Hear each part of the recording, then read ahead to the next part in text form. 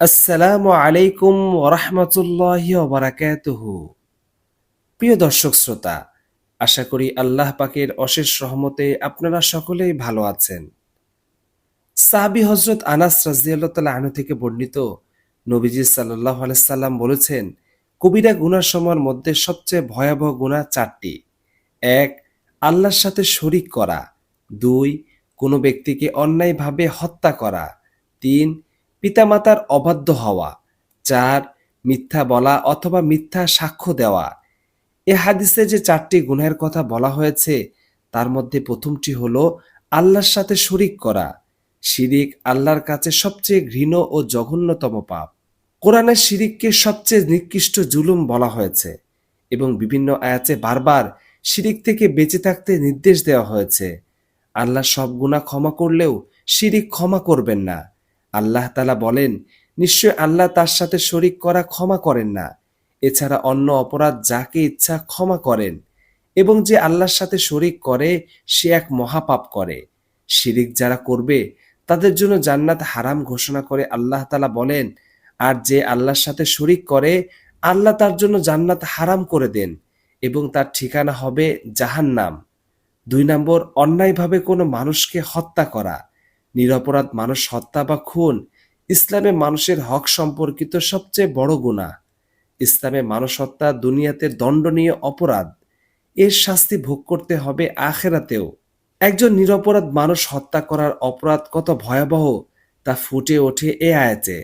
আল্লাহ তাআলা বলেন, যে ব্যক্তি মানুষ হত্যা কিংবা জমিনে সন্ত্রাস সৃষ্টির কারণ ছাড়া কাউকে হত্যা করলো, সে যেন সব মানুষকে হত্যা করলো। আর যে একজন মানুষের প্রাণ বাঁচালো, সে যেন সব মানুষকে বাঁচালো।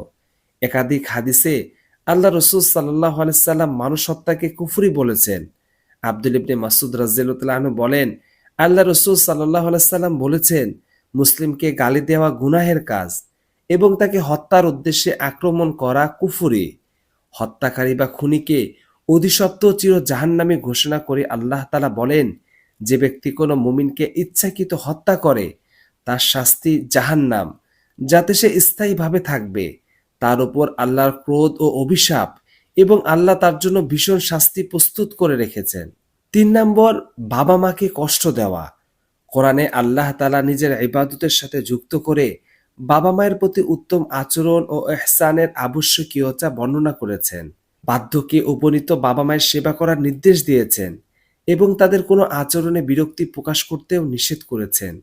আল্লাহ তাআলা বলেন, তোমার রব আদেশ দিয়েছেন যে তোমরা তাকে ছাড়া অন্য কারো ইবাদত করবে না এবং বাবা মায়ের সাথে সদাচরণ করবে।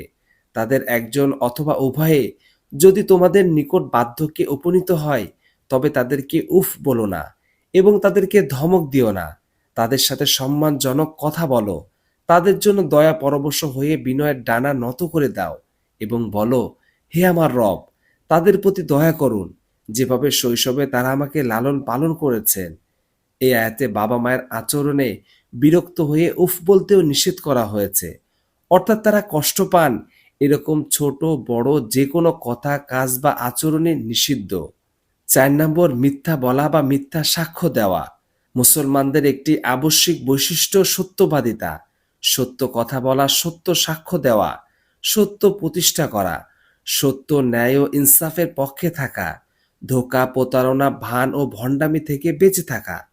মুমিনের সত্যের সাথে থাকার নির্দেশ দিয়ে আল্লাহ তাআলা বলেন, হে মুমিনগণ, তোমরা আল্লাহর তাকওয়া অবলম্বন করো এবং সত্যবাদীদের সাথে থাকো। মিথ্যা, ধোঁকা ও প্রতারণা মুনাফিকদের বৈশিষ্ট্য। মুনাফিকরা নিজেদের বিশ্বাসের ব্যাপারে যেমন অসত্য কথা বলে, প্রতারণা করে, অন্যান্য ক্ষেত্রেও মিথ্যাই তাদের স্বভাব। আবু হুরায়রা রাদিয়াল্লাহু তাআলা আনহু থেকে বর্ণিত, আল্লাহ রাসূল সাল্লাল্লাহু আলাইহি সাল্লাম বলেছেন, মুনাফিকদের চিহ্ন ৩টি। কথা বললে মিথ্যা বলে, ওয়াদা করলে তা খেলাফ করে এবং আমানত রাখা হলে তা খেয়ানত করে। মিথ্যা সর্ব অবস্থায় পরিত্যাজ্য। রসিকতা বা দুষ্টুমির ছলেও মিথ্যা বলার সুযোগ নেই। আল্লাহ রসুল সাল্লাল্লাহু আলাইহি সাল্লাম বলেন, যে ব্যক্তি মানুষকে হাসানোর জন্য মিথ্যা বলে তার জন্য ধ্বংস অনিবার্য, ধ্বংস অনিবার্য, ধ্বংস অনিবার্য। তাই আল্লাহ তাআলা আমাদের সবাইকে এই ৪টি কবিরা গুনাহ থেকে বেঁচে থাকার তৌফিক দান করুন। আমিন।